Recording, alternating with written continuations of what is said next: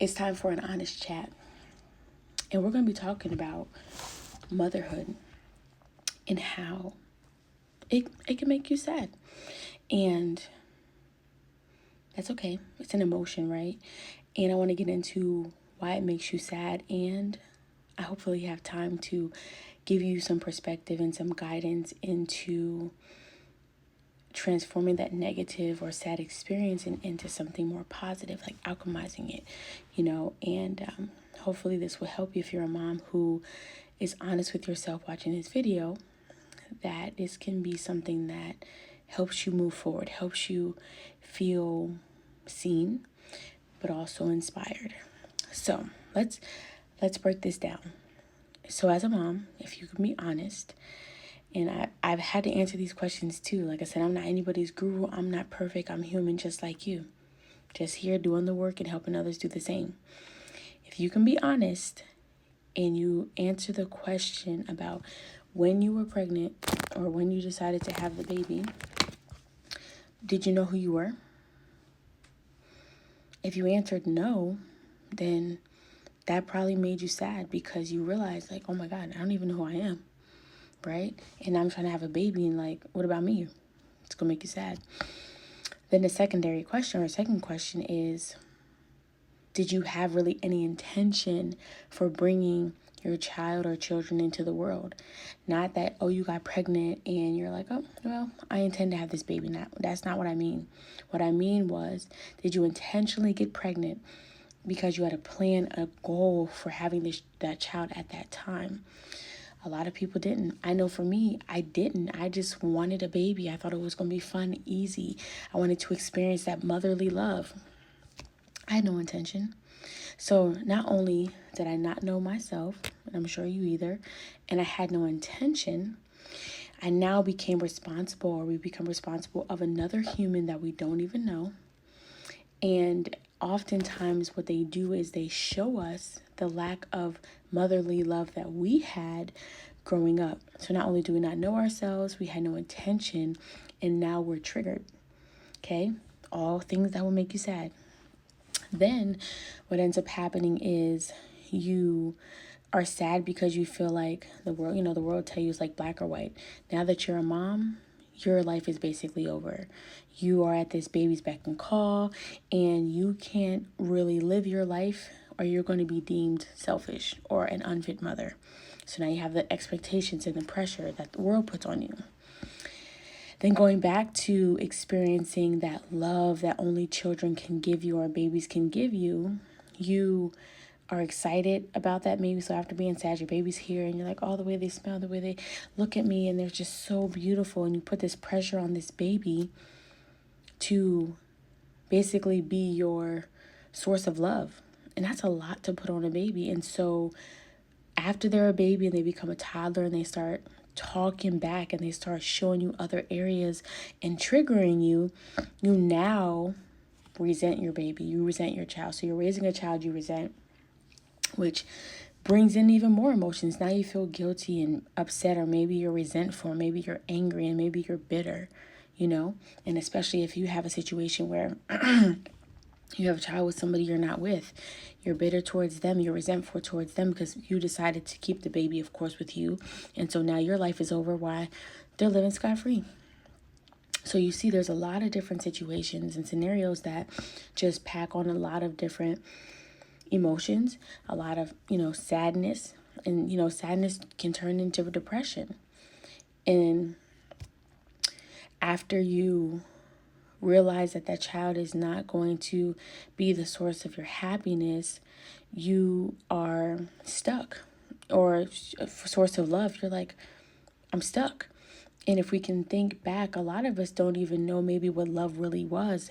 Because if we think about our love story, love may have been pain. We may have associated love with only pain. We may have associated love with confusion because you may have had parents that or people who were together, not together, and it didn't make sense. Love was not worthy of one person, and you saw people having, side relationships. So there's a lot of different things that come with, your love story. And so sadness, it's an emotion, but it's an emotion that can be transmuted, and it can be something positive, and just like any other emotions. And that's the point.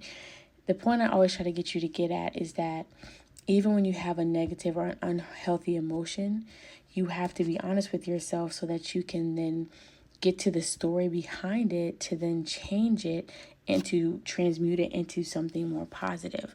Because here's the thing, you're a mom. You know, this can apply to being in a relationship too, but you're a mom, right? You have your children, but you have a choice. Either you can live your life resentful and hating your children, or you can figure out what you need to do to remove any negativity around your love, what you think that you would have needed, maybe your worth story, because you know we do have that, and you can start to really think about what it is you want to do. See, now you can set your intentions. And that's what I did. I didn't have any intentions for my children. However, I decided that I wanted to be a cycle breaker. I wanted to raise children based on who they are and how they are, looking at them as a individual, looking at their needs and wants and how they communicate, how they learn, how they grow, right? Their emotional patterns. I wanted to learn all of that. I wanted to be able to make sure I was talking to them at a appropriately developmental level, and I wasn't putting the wrong expectations on them. I didn't want them to any longer carry the responsibility of making me feel loved and making it be that they're my only source of purpose. You know, learning how to be more intentional with my time and who I am, and really finding and fighting for my balance. Not like saying I have to, but finding that balance of who I am before I had children, the things that I liked, and still being able to incorporate that. And also, there is one thing I forgot that can add to your sadness story is when you have the baby, sometimes you're sad because once the baby's here, you may not have the support that you were hoping, whether it's financially or emotionally, you don't have it. And that can be hard because, you know, your body's changing after pregnancy, and, you know, you're hoping to find, you know, people who will support you and understand what you may be going through as a new mom or whatever. And sometimes you're met with criticism and judgment. People are harsh and rude and mean and try to belittle your experiences. So that can make you sad, you know. So it's all about taking the negative story, getting to the root of it, and looking at it and creating new storylines, new ways of thinking about it. Because when I work with my clients, listen, we don't stay in victimhood. We don't blame. You know what I mean? Your mom may have done the best she could, but what she knew.